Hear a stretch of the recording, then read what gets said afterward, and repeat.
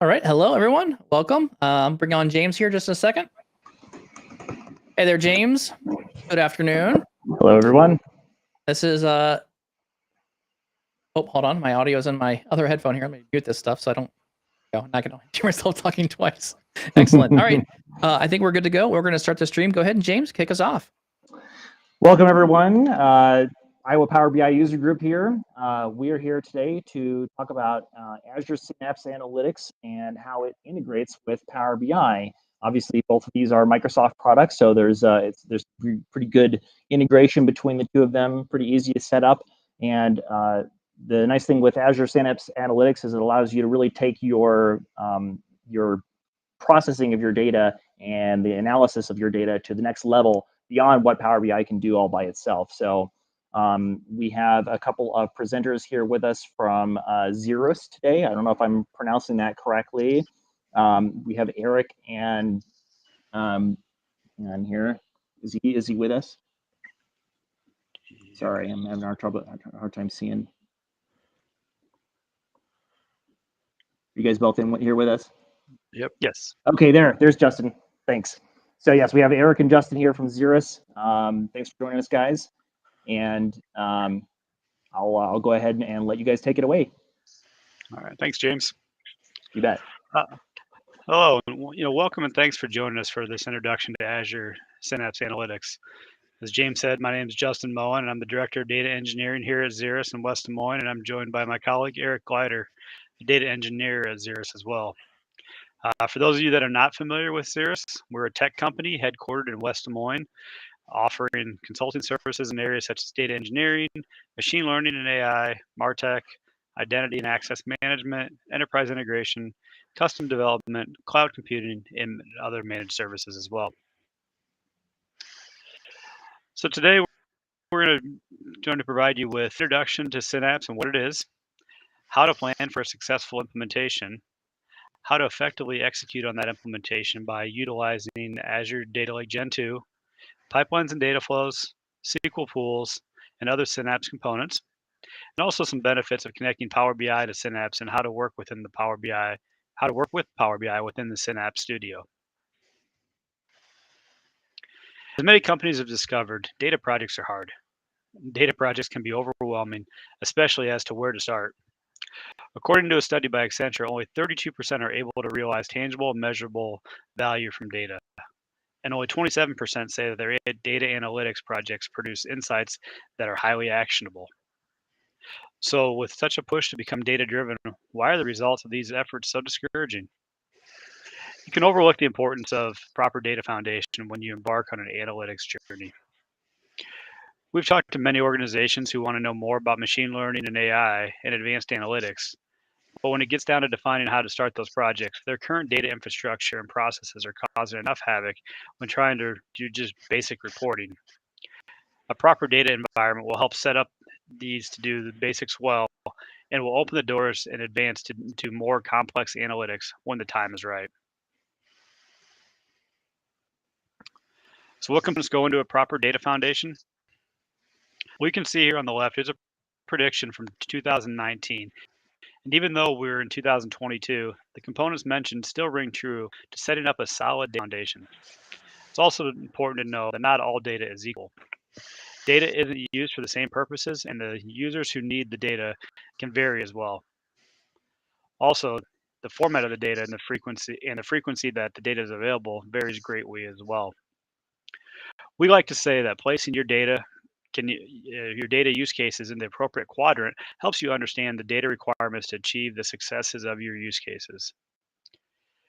First, we have to understand if the data that we are using is known or unknown. And known means purpose, structured, and defined data. Unknown data may be data that's semi or unstructured. Then we need to understand if the questions we want to ask are known or unknown. Known means that the questions can be well-defined and specific with ways to measure success or failure. Unknown questions are more exploratory in nature or hunches that you may have or be curious about.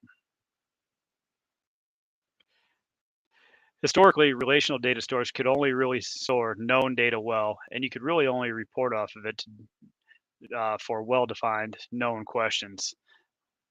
That's where the incorporation of a data lake, you will see organizations able to support many more use cases. We can now store data before it fits into a defined schema, and we can explore it even if we really don't have well-defined questions yet. This is what your current or future data scientists will want to be able to do. Also, historically, achieving this cohesive hybrid strategy was daunting because it meant you needed to have a variety of tools. This is the beauty of Synapse. What used to be, even for those who were standardizing on the Azure platform, a handful of tools is all now wrapped up into one unified analytics platform. So now you've heard a little bit about the quadrants, the data quadrants.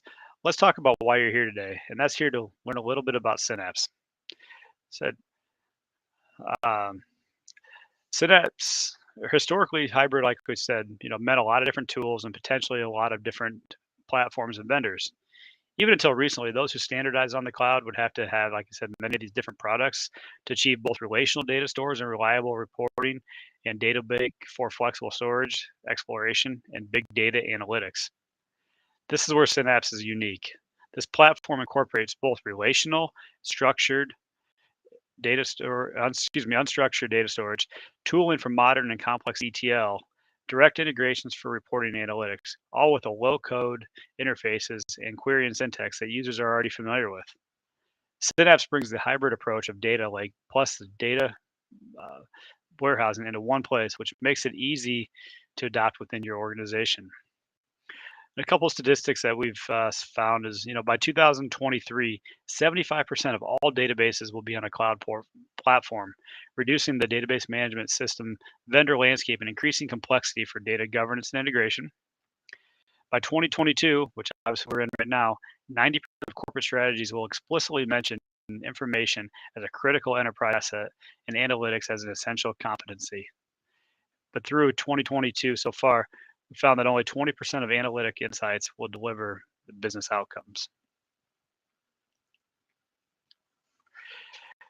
So here's a quick little platform overview of the Synapse tool. When working within Synapse, users will access the Synapse Studio from within the Azure environment. Azure Synapse Studio is a unified environment for data integration, data management, and monitoring and security. It can connect to many different data sources, whether it be in the cloud or on-prem. We'll talk a little bit of how to connect to these later in this presentation. At the bottom, you can see that there's the data lake Gen 2, and this is where we store the data. This can be in many different formats, formats such as CSV files and Parquet files, just to name a few.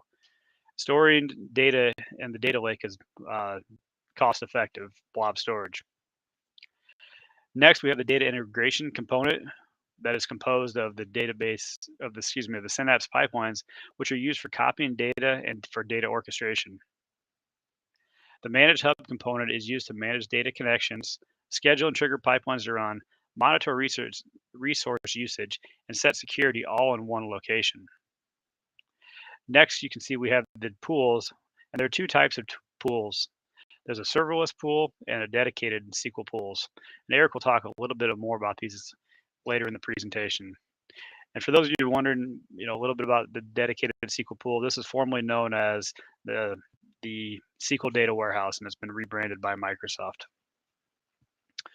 Another component of development within the Synapse environment are notebooks, and you can use these in the Apache Spark pools, and they support multiple programming languages such as T-SQL, K-SQL, Python, Scala, Spark, SQL, and .NET, just to name a few here.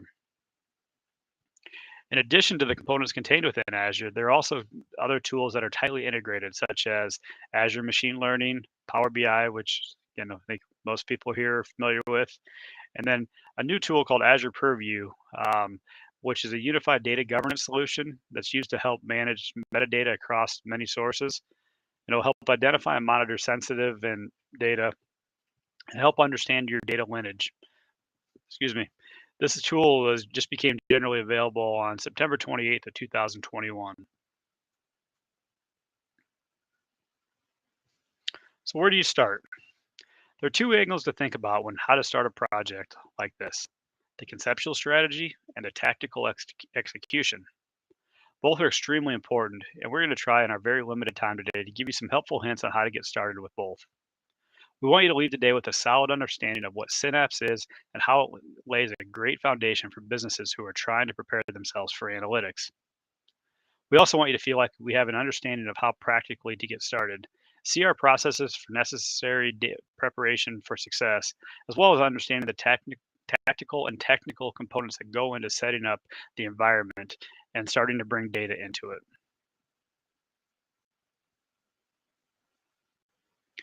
This is our specialty, and this is what we do.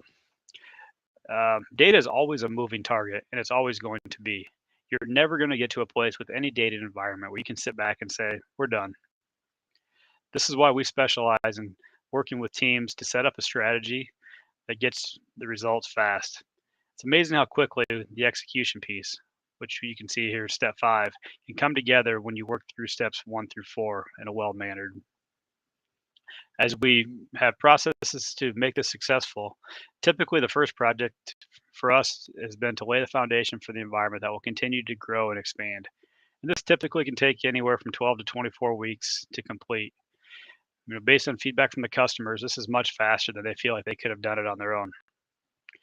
But once we get to step 5, how do we actually start working with Synapse? Once again, it's less overwhelming if you have a clear target that you're shooting at. But let's take a look at the tool, how the tool is set up, and some of the key pieces that you'll need within your environment.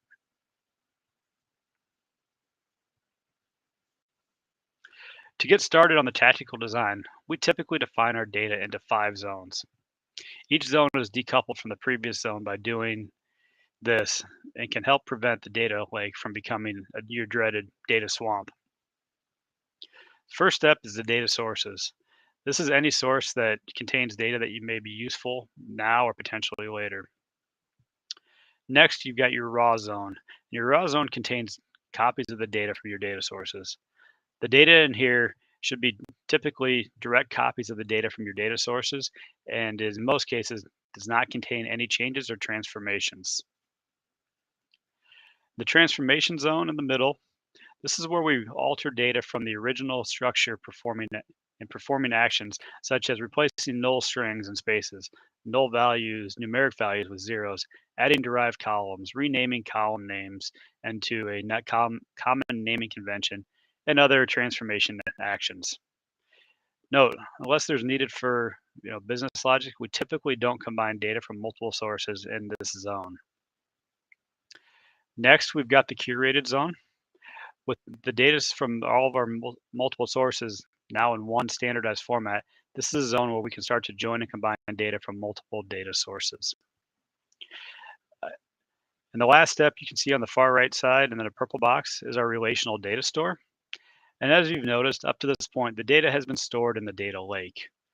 Now we're starting to move our data from the curated zone in the data lake into a dedicated SQL pool.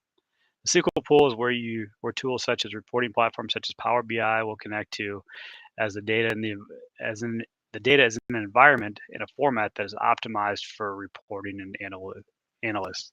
Now, just because we've mentioned that the data is in the relational data store, that doesn't mean that your Power BI can't connect back to your data lake as well. But as we talked about previously, the known and unknown, the known questions, this is typically where you pull a lot of data from your data pool.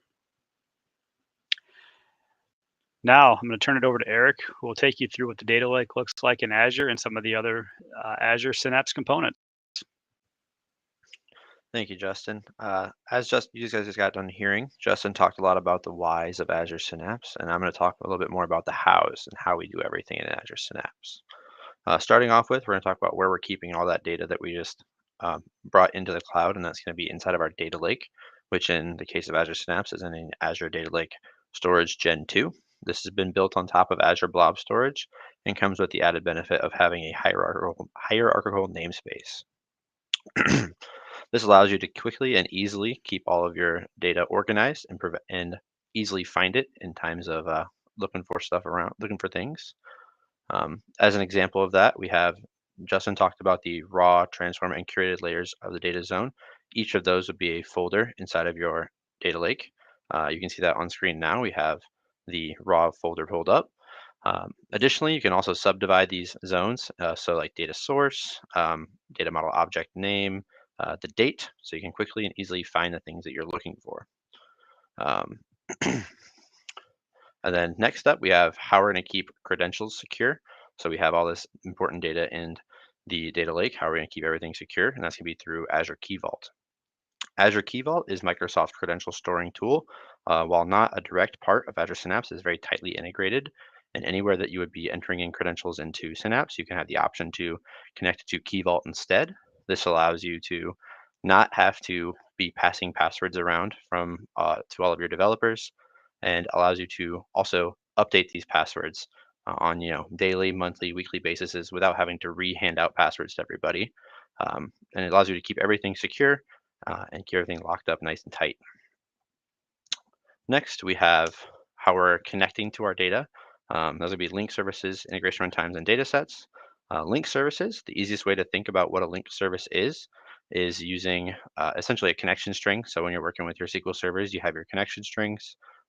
That's the same thing as a link service for all the different data connectors that Synapse has out of the box, with over 90 plus. One you will have, but you don't see on the screen right now, is Power BI for all the Power BI users out there. Following link services, which again, just thinking of them as connection strings, we have integration runtimes. Integration runtimes is where all the compute happens. So anytime you're having data moving around, they'll be going through integration runtimes. There's two different types of integration runtimes. The first being an Azure hosted integration runtime, and the second being self-hosted. Self-hosted, as the name implies, is hosted on your own servers, and you pay for all of the resources, and then you don't have to pay for any of the actual compute. An Azure hosted integration runtime is, however, hosted by Azure and has the benefit of scaling up or scaling down depending on your needs. And then lastly, we have data sets. So data sets, I like to think of them as just an abstract representation of your data. So you can think of that as more of less of being exactly what your data is and more of pointing to where to find your data. So for example, a data set could be a file inside of your data lake. It could be a folder full of files inside of your data lake, and it could be a table on a SQL server somewhere. Whatever it is, it's being able to tell pipelines, which we'll talk about in a little bit, or data flows, again, which we'll talk about in a little bit, where to find that data. And additionally, ahead of time, you can define schemas to make working with the data easier in the pipelines and data flows. So a recap of where we're at right now, we've talked about how to store your data. We've talked about how to connect to your data, and we've talked about how to keep those credentials secure. So next, we're going to talk about what the meat and potatoes of Synapse really is, and that's going to be Synapse pipelines. If you're familiar at all with Data Factory pipelines, Synapse pipelines are very similar, not quite one-to-one, but if you've worked with Data Factory, you can get right in, get started with Synapse pipelines as well. These are your ETL tools, and they are there's a low code to no code interface, a lot of drag and drop, playing around with things. And this is the main method for data orchestration and data movement within Synapse. What they actually are is just groupings of activities. These activities can be anything from looking up lists of tables, setting variables, copying data from one place to another, or running data transformation activities. And all of these activities are usually going to interact with those data sets we talked about earlier. So pipelines contain a bunch of activities which interact with data sets. An example of what one of those pipelines look like is will be on the next slide. Here we have three activities. We have a lookup activity, for each activity, and an execute pipeline activity. And you might be, so what's happening here is we're looking up all the tables in a database, copying those tables to our data lake, and then executing the data transformation with another pipeline. And you might be wondering, why do we do the data transformation in another pipeline and why do we not do it here? There's two reasons for this. One is that there's a hard limit on the number of activities that can exist in any pipeline. That number, I believe, now is 40. It could change in the future, but currently it's 40. So if you end up hitting 40, you're gonna have to separate things out into different pipelines anyway. And the other reason, more important in my opinion, is the philosophical reason of similar to any sort of development work, if you have repeated sections of code or repeated logic groups, you want to separate those out into their own things. So for example, let's say you're logging errors to a SQL server and you're doing that on every pipeline, rather than having the 3 or 4 activities that would cause being how you do that, you could create a pipeline called log errors with different parameters and then only attach that.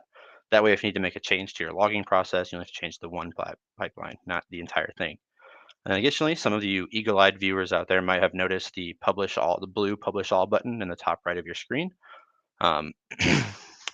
Synapse does come with integrations for Azure DevOps and GitHub for your version control. If you choose not to do that, you'll have to deal with that blue button up there quite a bit, and make sure you're saving your work often and frequently, as if you don't publish often, you can lose a lot of your progress by simply refreshing your page. So I would highly recommend connecting some version control like GitHub or Azure DevOps to your Synapse environment.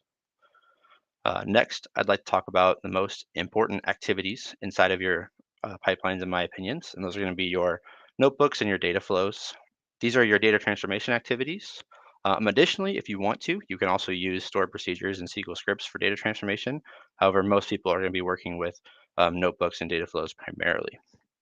Data flows are the more highly visual tool, like extremely visual in how they work. Very little coding involved in setting up data flows. And the main reason for using data flows would be for relatively simpler queries or data transformations, or just moving data around, cleaning it up. Some of those more simple tasks that don't need to be as fine-tuned, and also would be easier to do in a more visual sense. Notebooks, on the other hand, you can think of these like your Databricks notebooks or like Jupyter notebooks. These are more code-based, allow you to have a lot more control over everything that's happening, and a lot more flexibility. These are mostly used for your more complex queries, more used for like machine learning applications, anything that needs to have large amounts of control.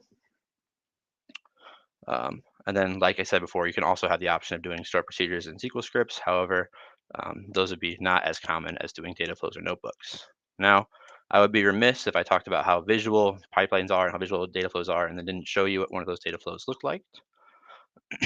One of these data, here's an example of a data flow where we're pulling in 3 different sources, doing 2 joins, and then having a few cleaning up activities, so selecting columns and everything. And as you can see, you can pretty easily follow through exactly what's happening. And with a little bit of experience, it takes no more than a glance to see everything that's going on, and allows you to quickly and easily digest what could be a more complicated query if you're just reading the raw SQL.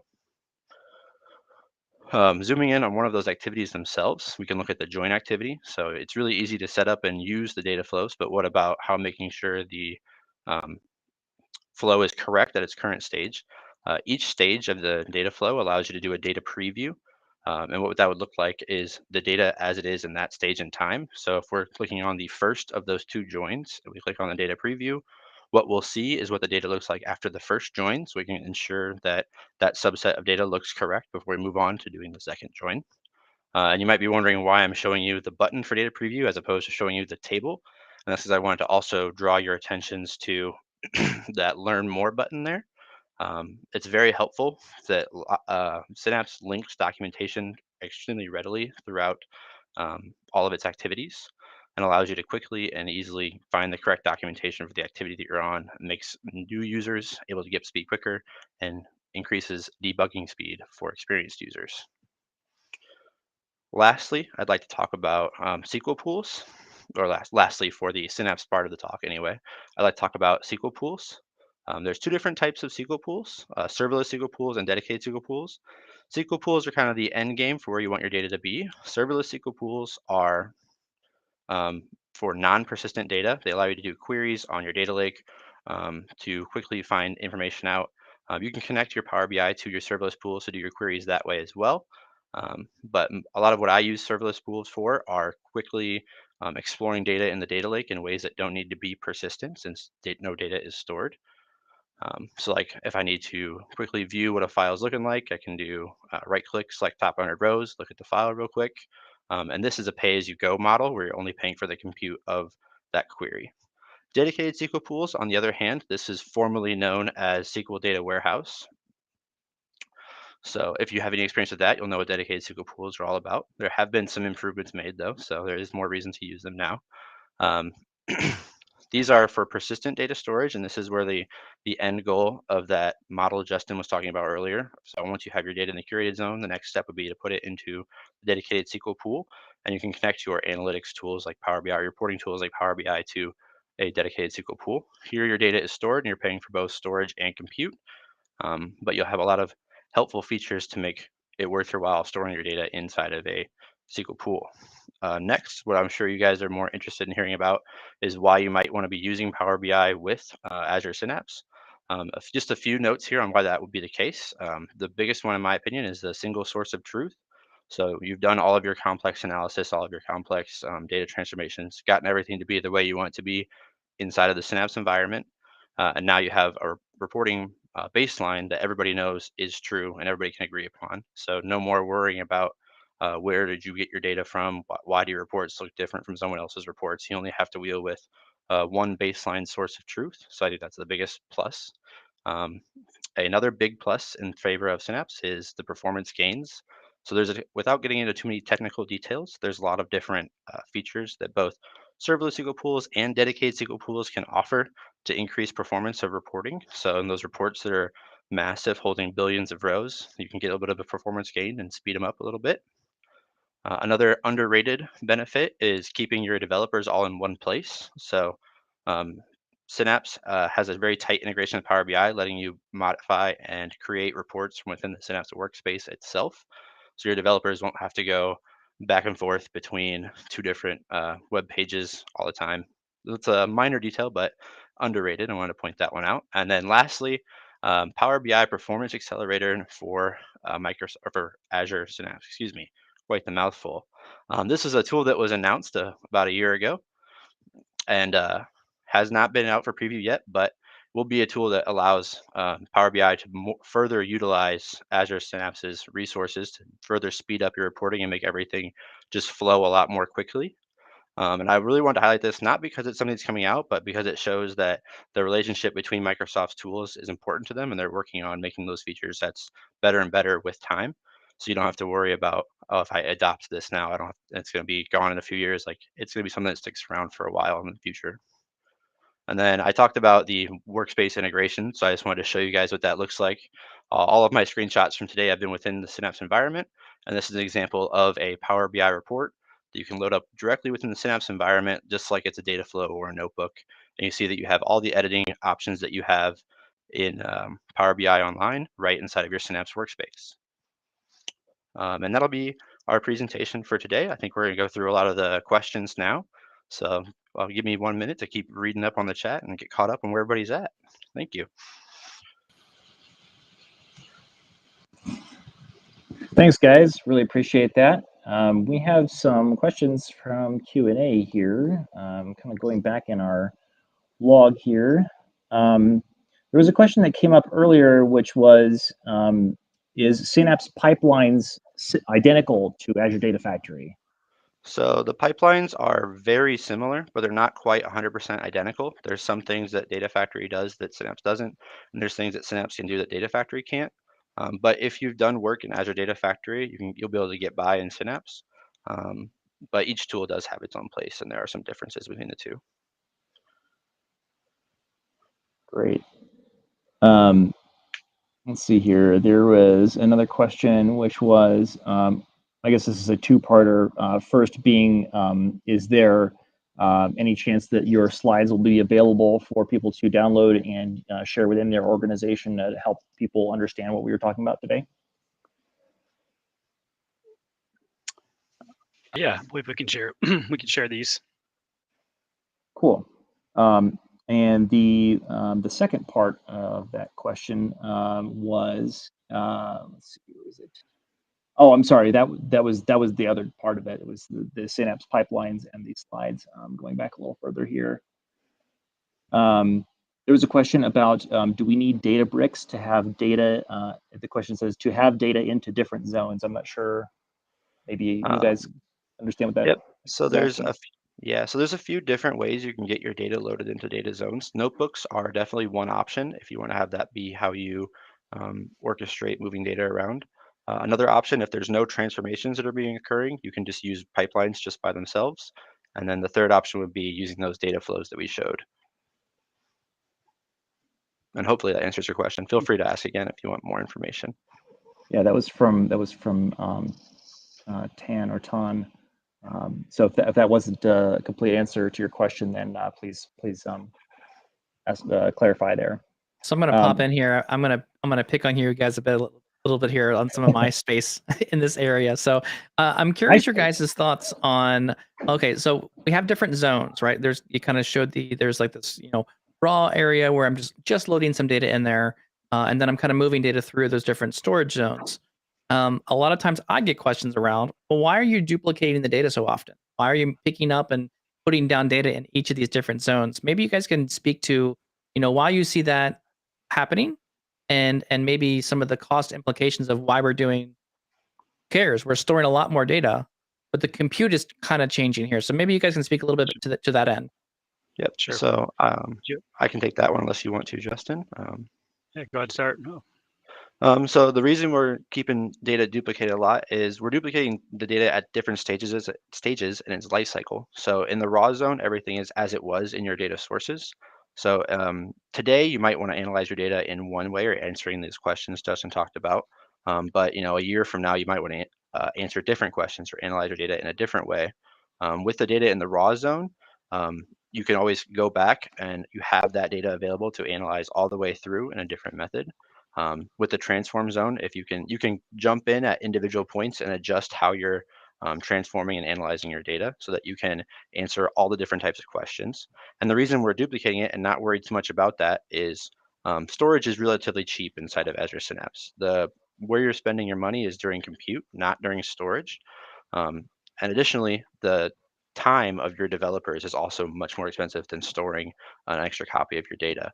So if you can allow your developers to just jump in the middle, say in the transform zone, tweak it a little bit and have a completely different report, that's going to be much more valuable to you than having to have them spend a bunch of their time going back to the data sources and getting everything up to speed again just to make that little tweak. So I'm glad you answered it that way, because I was looking for that's what I was kind of searching for. I was hunting for the storage is cheap, and so some scale numbers here, right? You can store a gig of data for an entire year for 21 cents.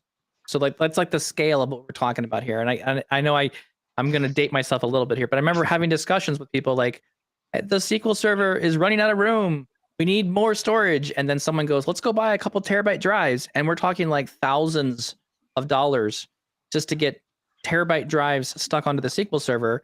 And in the land that we're talking about here within Synapse, we don't pay for more storage than we're using. So in SQL land, you plan for capacity, right? I'm gonna put a machine down and it's got to have X number of terabytes of data storage in it, and I have to buy that up front. This methodology in Synapse, you're not doing that. You're basically buying a machine with unlimited storage. The data lake storage can hold unlimited amounts of information, and it computes at scale. So you don't really care. You just pay for what you're using. And if you don't like the data anymore, you just delete out what you don't like and start saving money. Kind of another neat option there across the Azure Synapse space as well. Great question. Have you guys done any integrations with Databricks? Because there was a question on here, do we only need to use Databricks? What are your recommendations there for Databricks versus Spark Synapse?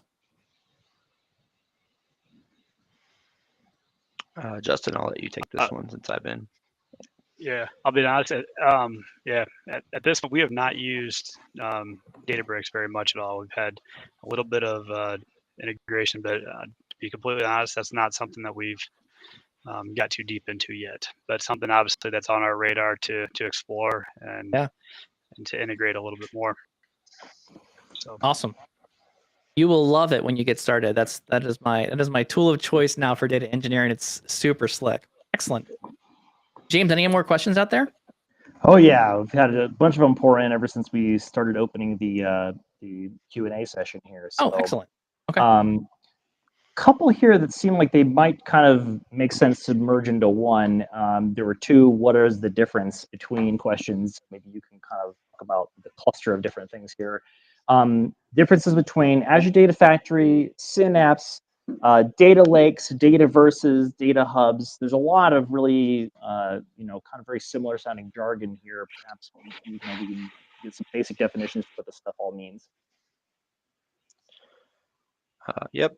Justin, you want to take this one, or you want me to have it? Go ahead. So looking specifically at like Data Factory versus Synapse and that sort of thing. Synapse is more of an entire data experience. That's probably not the right word to say, but it's the entire suite of tools wrapped all into one package, whereas Data Factory would be more of like just your ETL. Whereas Synapse can have your ETL, it has your data lake, it has relational data stores, it has everything put together in one environment, in one workspace, as opposed to having to pick and choose other different tools to kind of patch together the same sort of experience you would get with Synapse. And then Data Lake, Dataverse, Data Hub. I'm not as familiar with the Dataverse and Data Hub terminology, so I'll just go ahead and lay out the data lake. For me, is the data lake is where you're sitting all of your data in that, Justin talked about the known and unknowns. You're bringing all of your data into one location in a data lake so that you can have access to anything that you might need. Whereas, in data warehouses, they're more relational data based and can be more structured, whereas data lakes can be a lot more unstructured and a lot more free flowing. If there's anything you want to add in there, Justin, feel free to hop in. You did a good job there, Eric. Thank you. Okay. Next question we had was around notebooks. Question is, where do you see Spark playing out in the current and future landscape of Azure Synapse Analytics? Sure. I think it's something that's definitely there's a lot of options to use within Spark and PySpark and a lot of the different languages in the integration. One of the things with notebooks is you're not limited to one programming language. So I think as I mentioned earlier there in the presentation, there's lots of different languages that you can use within the Spark notebooks. Whereas if you use a stored procedure, you're limited to just SQL. So I think it's provides a lot more flexibility and options within the environment. Okay. There was a question that asked, can we view the reports in Synapse Studio for developers?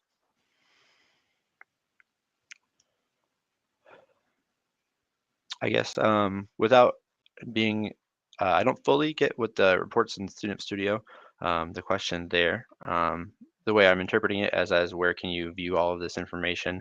And that would be the Synapse workspace is where you saw the screenshots coming from me today. You can view most everything you create inside of Synapse can be viewed from within the workspace as a developer. You can also connect other reporting tools. So if you connect your Power BI reports, you can view those within the Synapse workspace as well. So that last slide I had pulled up was a Power BI report that was connected to a data set that lived within Synapse and was viewable from within Synapse as a developer. You can also share that report from the normal channels through Power BI. Cool. So does that happen automatically? So if I use Azure Synapse for, Analytics to create something that Power BI connects to, do all the downstream things in Power BI that connect to that Azure Synapse Analytics asset become like clickable things in that Synapse Studio window, so that I can immediately browse to all of the downstream stuff that I'm doing? Yep. So the way you connect Power BI to the Synapse environment is through the linked service, the way you connect to any other data source. And then it just adds in more features into the Synapse workspace. Any changes you make to your report will be viewable.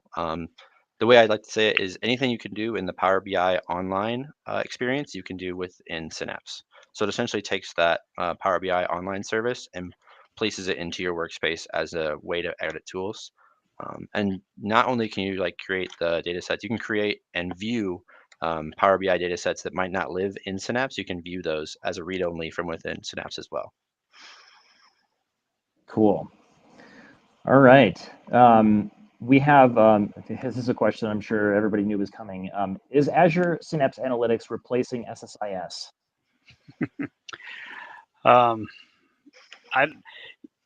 It's a good question. I don't know that it's going to replace SSIS. I think there's going to be a need for SSIS. But I think as more things go to the cloud, and there's more, as Mike mentioned a little bit ago, you're buying what you need for storage in the cloud. As more things move to the cloud, I think more things will move to SSIS. Excuse me, not SSIS. Move away from SSIS into a Synapse.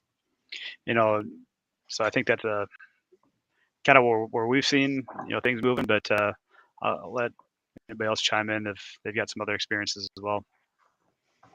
Justin saw me lurking in the background there. You called me out appropriately. Yeah, I definitely agree. I don't think it's dead because how do you just stop developing a tool that's been around for eons, right? This has been around for years. So I don't think it's disappearing, but I would say listen to what Microsoft's doing or watch what they're developing on. When was the last time we saw a big announcement around anything SSIS related? I haven't seen anything in the last 5 to 6 years. There's no new development. We're not building new packages. And we're really moving away from Visual Studio development in general, unless you're really building like web app type developments. So I'm seeing a lot of these editors and data manipulation tools moving into cloud-based platforms. So Justin, I agree with you 100%. I think the direction is Azure Data Factory, it's Synapse, it's pipelines. And I would argue most of what you need to do in SSIS is already available to you inside Synapse pipelines today. You could probably do most of what you need. I've done a lot of projects where I've migrated away from SSIS and into Synapse pipelines, API calls, a bunch of other little fun things here and there. There are some distinctly different things you're doing. For example, if you're building primary keys or foreign keys on top of tables, there's not really an out-of-the-box solution for that inside Synapse. That's like the same thing you'd get from an SSIS package. So you're doing things differently, but you're still achieving the same types of goals. And I think the SSIS, if you think about how SSIS runs, it runs on one machine. It's a single machine based architecture. Synapse has a Spark engine attached to it. And Databricks, which is another data engineering tool / AI tool, also has a multiple cluster, multiple machine distributed compute layer. And so that's where you get real performance, right? If you want a SSIS package to perform faster, you build a bigger machine and it goes faster. In this case, you don't have to do that anymore. The architecture is changing with blob storage and with the Spark engine. It's fundamentally changing how we transform and move data around. So I think I was just at the Databricks conference, and the Databricks engineers said, if you want to grow your salary, the way to do it is go become a Spark engineer.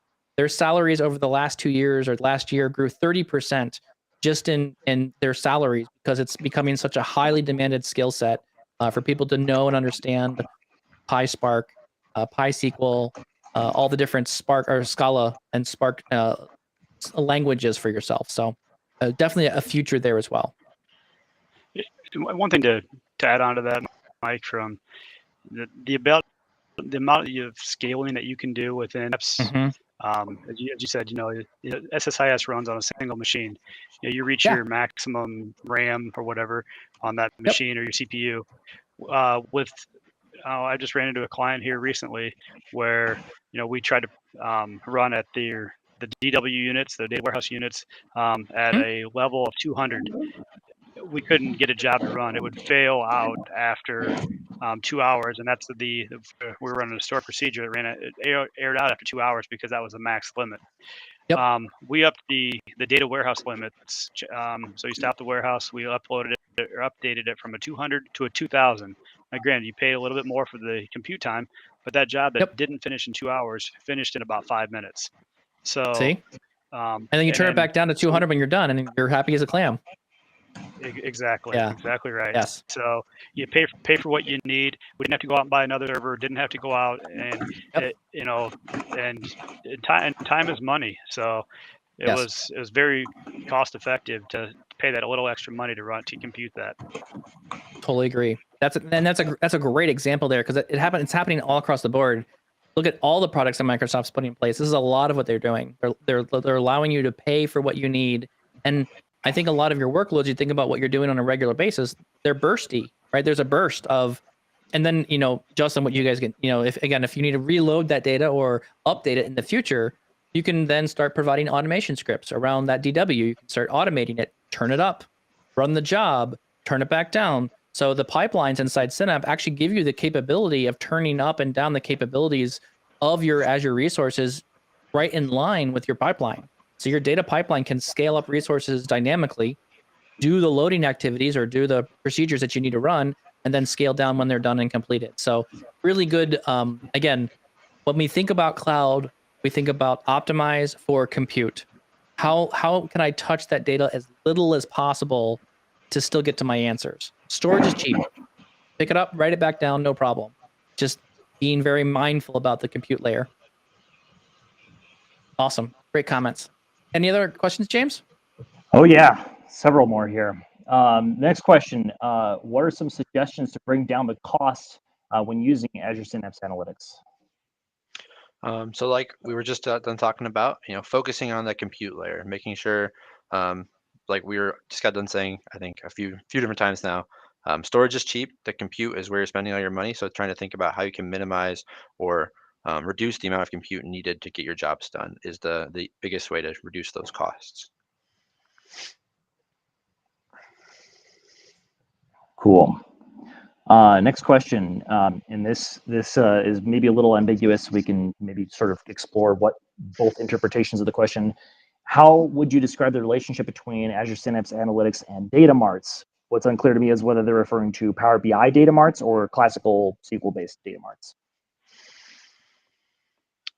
Yeah, I'm not. Yeah, kind of a good question, James. I'm not sure how to answer that. I'm not sure I fully understand, I guess, the question. From a data mart perspective, yes, you can build those, within Synapse. And I believe you can build them within Power BI as well. But I think kind of go back to what Eric said in the presentation, within Synapse, as you're building out your architecture, if you store your data in a data mart, you can store it in your dedicated pool or your lake, I guess, however you decide to land it, and connect your Power BI tool or connection to that data mart. And by building it into the Synapse, you could connect your Power BI to it, or you could, if you had other procedures or other APIs that needed to call into that, you could also call that same data without having to recreate that same logic. So hopefully that answered your question. If not, please ask again. Okay. For now, we'll move on and we'll see if we get any clarifications in the chat there. Next question is, if you had to guess, what is the average size of your relational data store compared to the raw zone, as a percentage? It says, I know it's a big range, but curious about ballparks. Sure, I could take that one. I think it is a big range, and it's kind of an open-ended question. So as we kind of pointed out, as we keep saying, obviously, storage is cheap. We store a lot of data in the data lake, and the stuff that we pull into the pool is really what we need to use, for reporting. So I've worked with a client who they get a file every month that's got about 250 million rows in it, and within those 250 million rows, they want to keep those historically, but they only want to make the current month available to use. So from a percentage perspective, that that number is going to grow every month, but they only have the most recent file or most recent data sitting in their dedicated pool. So in the case that we talked about, they want to compute it once, put it in the pool, and then but they want to keep the historical for, I believe it's a year, so they'll keep 12 months of data in the data lake and then delete those files out every year, or I guess on a rolling 12-month window. So it's kind of an open-ended question, because I think there's a lot of different. It's just a matter of what you decide you want to bring into your pool, to kind of do some of your modeling on. Can you elaborate a little bit more of where you guys see some of the functionality? So you have SQL serverless, getting access to raw files in the lake, and then you have SQL dedicated. What would be some good use cases? Like, what would be the, what are the breakpoints there? What is the work body being done in SQL pool versus just SQL serverless? Sure, I'll talk about the pools a little bit. Yeah. But one of the things that we've noticed is, being that the start with the data lake, is more blob storage. So you don't have the the database engine from the indexing and whatnot. So it's a little bit slower. If you've got data that you're going to hit on a regular basis, and you're going to probably put that into your dedicated pool, because you're going to get quicker performance. And as we talked about kind of back in the presentation, you've got kind of that known type data. So it's some of the data that you want to put together, join together, create some of your data marts. You're going to put some of that into your dedicated pool. The stuff that you don't know as much about, so kind of that unknown data, where you're storing everything and that you can from your raw zone into your raw zone. That's a good place for your serverless pool to be used. It's going to take a little bit longer on some of the compute. One of the nice things you can do within Synapse is you can write SQL against your data lake, just like you would, but understand that you don't have the back end database behind it, so it's not going to be, your performance isn't quite as good. So if you've got large files of data, it's going to be a slower performance. Awesome, great answers. Great. And we heard back from the data marts question, the person who asked that question, and it was indeed Power BI data marts, and we believe that we actually did answer the question to your satisfaction. All right, moving on. We have currently 3 more questions. First, how do you stop development of a tool that has been in use for years? For instance, SSAS multidimensional. I think that person actually commented and saying that they were just poking fun at Power BI tips. Okay, So. Sorry, I must have missed that part. Yeah. Seemed like a legitimate question to me, so that's why I put it out there. But I'll give them this, right? So what you do to kill a tool that's been around forever is you stop building it. That's right. So again, what happens is you build better tools that are more attractive to use than the old ones you were already using. So I get your jab there. I understand, but I'm clearly feel like I'm in a place now as you lift into new projects and you want more speed or more performance. There's a certain level of organizations that are going to have to make a decision here. Do we stick with SSIS? Is this something that works for us? And what you've seen, again, this is a pattern that I've seen with Microsoft building out these tools. One such development process has been the ability for, let me block this user. Yep, reporting them again. So one such feature that's come along with this is Synapse initially didn't have anything to do with SSIS packages. And so Microsoft has added the feature or functionality to be able to add into that the ability to run SSIS packages inside a pipeline. So that was kind of a feature after the fact that was added in because people still needed it. It's still in their normal workflows. So I think right now, I believe you could probably cover a lot of your SSIS packages with, the pipelines that they have today or the features that are in pipelines. But there's still some things that SSIS is going to do better than pipelines for right now. It hasn't been developed yet. So you're going to probably have a hybrid for a while. But I think you see, like, this is some of the, Lotus 1, 2, 3. How did you get off of that and onto Excel? You just provide a better product that is cheaper, more cost effective than the old one. And then people just kind of start saying, well, that's kind of painful.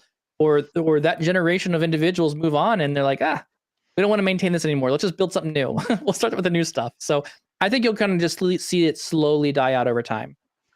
I think the big inflection point will be feature parity. So there's still a lot of things that SSIS could do, all these like really sort of like niche applications, edge cases and things like that it supports that aren't really supported in a lot of the other. Yes. So and it will be, once that feature parity arrives, it will be like all of a sudden, I think it'll be like a light switch. Everything will start switching over because it'll be like, okay, we can finally stop using this thing because we can do everything that it could do. Correct. But better. And better and cheaper, or in a if you make it easy for me to use something, of course I'll use the easy tool than the hard one, right? All day long. So I think that's how you move people away from old technology pieces. And Kevin Arnold in the chat also gives another really good jab, or even maybe a little insight here as well. I mean, of the guys on the call, like, do you all write MDX? Have you written MDX before in the past? No, I mean, I try to avoid it whenever possible. Exactly right. So MDX was a great tool. It's a very robust tool, but even now you don't see no one writes MDX. And if you do write MDX, you're usually using a tool that wrote the MDX to write the queries that you want, because again, it was a very complicated tool. It did a great job for the time. It was very performant, but now we've moved into tabular. And so I was listening to Chris Webb, who's a gentleman who does a ton of MDX and multidimensional stuff. And he has now since moved on, and he goes, companies only maintain their MDX models. No one's building MDX models from scratch.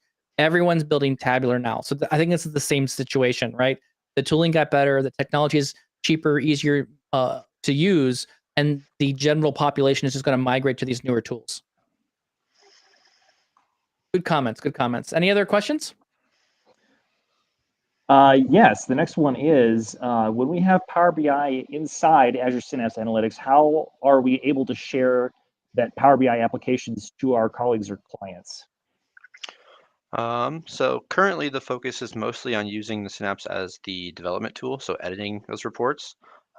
If once you're ready to share them, the best course of action as of right now, I imagine this will change in the future as more features are added, but would be to go back to the Power BI online workspace and then do your sharing from there. Currently, there's not really an easy way to do it from within just Synapse itself. The focus is more on creating, editing, and finalizing the reports, getting them ready to get shared. I imagine, though, that will change in the future with more features coming out. Cool. Next question. We're down to two of them here. So second to last question, any resources you can recommend for best practices on tracking usage of Synapse when giving access to other users, besides putting caps on usage, specifically looking at charging back the usage where possible that other departments are consuming? Yep. So I would say resources would be Microsoft documentation around monitoring pipeline performances.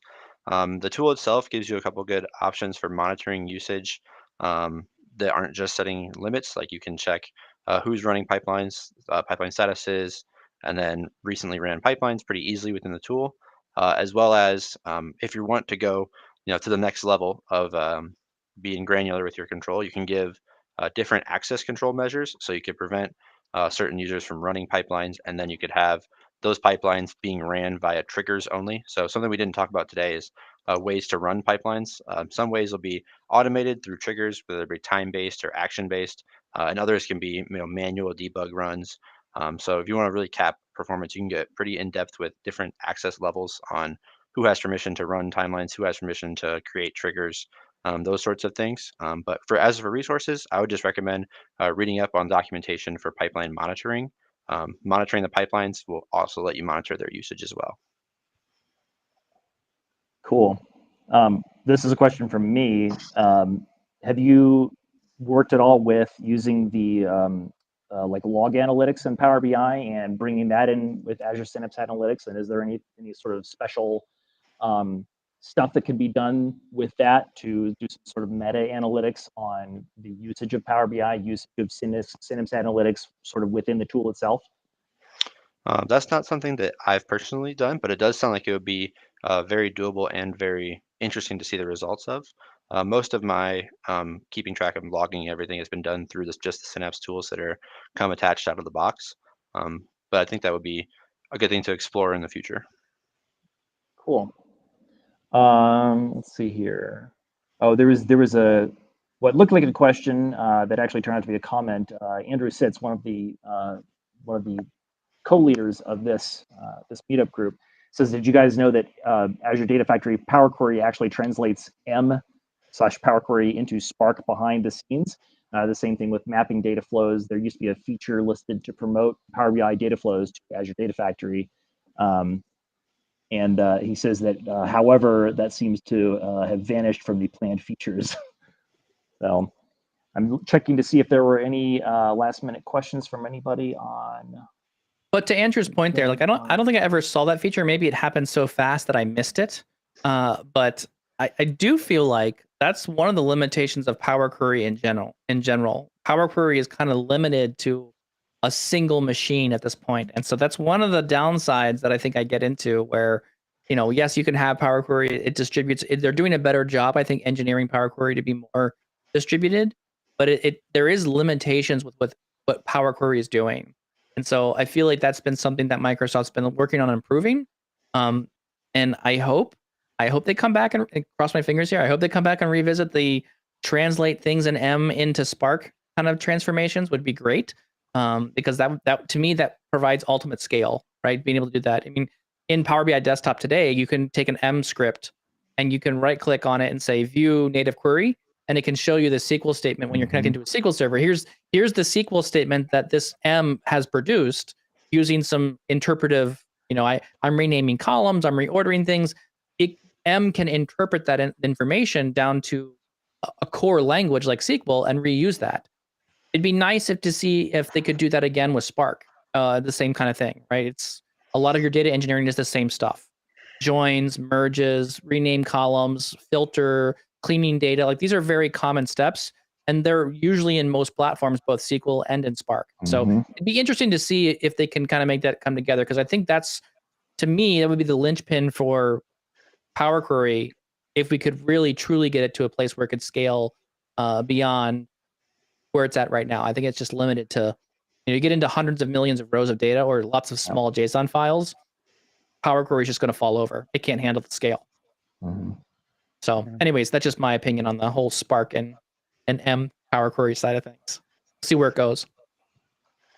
Okay.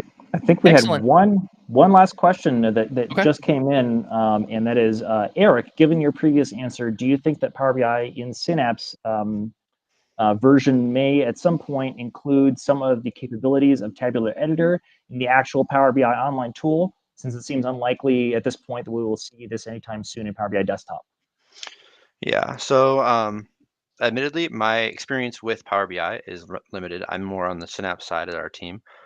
But from my experience, I think that I think it's definitely a possibility. I think a lot of what I've seen is the online editor mimics the Synapse tool, excuse me, mimics a lot of what I see in the online editor. So I think getting parity between those two would probably be something to expect coming along as both tools mature and as that tight integration between them matures as well. One thing I'm disappointed about right now is we have the Power BI Desktop hasn't seen a lot of love here recently. We have all these new Azure Synapse pipelines. We have all these new data flow things. The cloud side of things, Microsoft has been heavily developing. And again, this is one of my comments, right? Look where Microsoft's building. They're building in the cloud. They're building Synapse. They're building data marts. I mean, these are all cloud-based platforms and tools. That's where the new development's going. And so I think we're seeing a diverging away from on computer applications. So I think you're going to continue to see this. So I'm hoping that Power Query at some level gets the updates that all the online stuff has been doing. There's actually a lot of different flavors of Power Query out there, and I hope they start consolidating them down to like one code base that we can use everywhere. It's more consistent. Because I do find inconsistencies between Azure Data Factory's Power Query and Power BI's Power Query. There's limitations there, and Power BI Desktop doesn't really match what's in Power Query Online, and Power Query in Excel is actually different from Power BI. So there's all kind of these different flavors going on where you can do certain things. And it's a little bit confusing, and sometimes you run into weird errors if that it works in one tool and not the other. So it'll be nice to see them kind of like synchronize those tools a bit more. But I would agree, though. I mean, Power Query is the future. It's no longer SSIS. I mean, it's going to be those kind of things in the future. Awesome. So, James, you want to are we doing happy hours today?